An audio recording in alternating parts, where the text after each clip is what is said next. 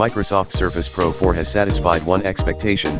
It's taken the proven success of the Surface Pro 3 and gone even further, offering a substantial performance boost and other improvements. Now comes the harder part. The tablet ecosystem has dramatically evolved since the launch of the Surface Pro 3. New Surface clones like the Lenovo X700 and the Vaio Canvas will ship soon. Then there's the Surface Pro 4's flashy new family member, the Surface Book, a 2-in-1 boasting incredible battery life and a pricey external GPU option. Suddenly the Surface Pro 4 is simply Machina Sapiena, and the Book is Machina Maxima. The Surface Pro may 4th have to resign itself to living in the shadow of the Surface Book.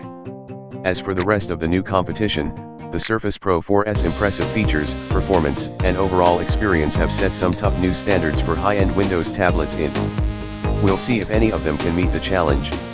You'd be forgiven for mistaking the Surface Pro 4 for the Surface Pro 3. At a glance, the two generations of Microsoft tablet are nearly a mirror image of one another. At 11.5 by 7.93 by 0.33 inches, the Surface Pro 4 is a mere 0.03 inches thinner than the SP3, and at 1.73 pounds, just 0.03 pounds lighter. Look closer, and you'll Microsoft trimmed the bezel and bumped up the display size from 12 inches and 2160 x 1440 pixels on the Surface Pro 3, to 12.3 inches and 2736 x 1824 pixels on the SP4's display.